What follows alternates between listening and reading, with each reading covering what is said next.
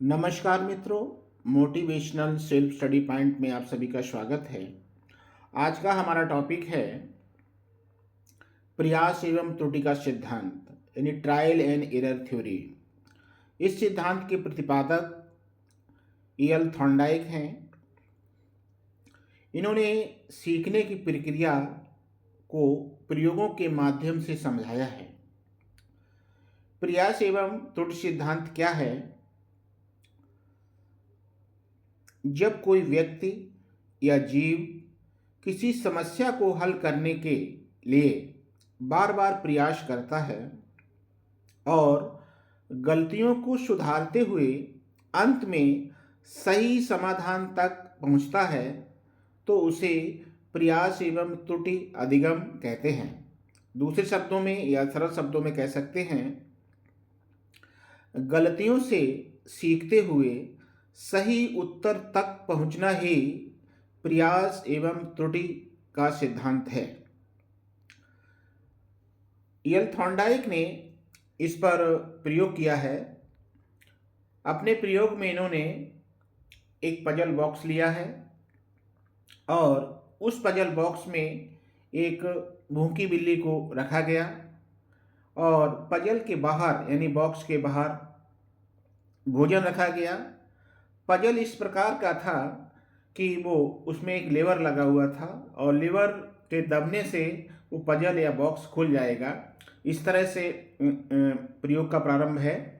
तो बिल्ली बाहर निकलने के लिए गलत प्रयास करती है, यानी कि बार बार प्रयास करती है और संयोग से एक बार लेवर जो है दब जाता है और दरवाज़ा खुल जाता है। इस तरह से बार बार कई बार अभ्यास करने के बाद एक समय ऐसा आ जाता है कि बिल्ली सही प्रतिक्रिया करना सीख जाती है और एक बार में वो जो अपने पजल के दरवाजे को खोल लेती है। अर्थात बार बार गलतियों के करने के बाद एक समय ऐसा आता है, बिना किसी गलती किए हुए वो अपने पजल का दरवाज़ा खोल लेती है और भोजन प्राप्त कर लेती है। इससे सिद्ध हुआ कि सीखना प्रयास और त्रुटि के माध्यम से होता है। इसके प्रमुख नियम हैं जो ईएल थॉर्नडाइक द्वारा ही दिए गए हैं।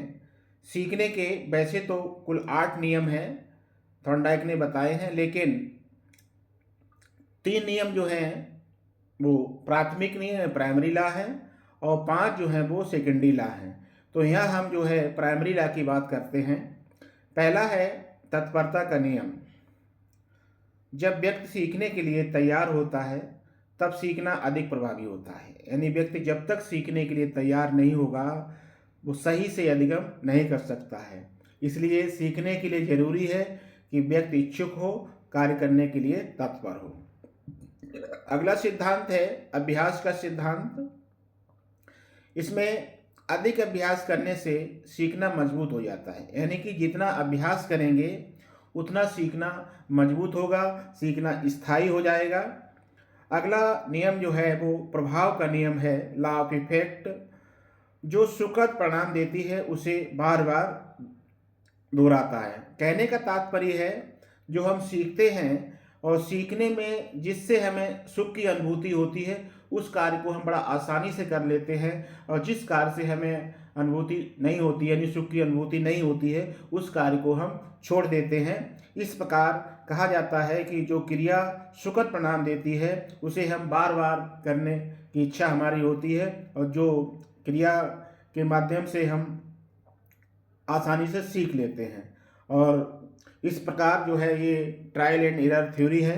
ये सभी परीक्षाओं में जैसे कि TET, C TET, PGT education इत्यादि परीक्षाओं में कोई ना कोई प्रश्न अवश्य पूछ लिया जाता है। इसके प्रतिपादक पूछ लिए जाते हैं। ये पूछ लिया जाता है थॉर्नडाइक ने अपना प्रयोग किस जानवर पर किया है। ये सिद्धांत के बहुत सारे और नाम हैं, उनको पूछ लिया जाता है। या ईएल थॉर्नडाइक द्वारा जो है सीखने के कौन कौन से नियम दिए हुए हैं, प्राथमिक नियम कौन कौन से हैं, सेकेंडरी नियम कौन कौन से हैं।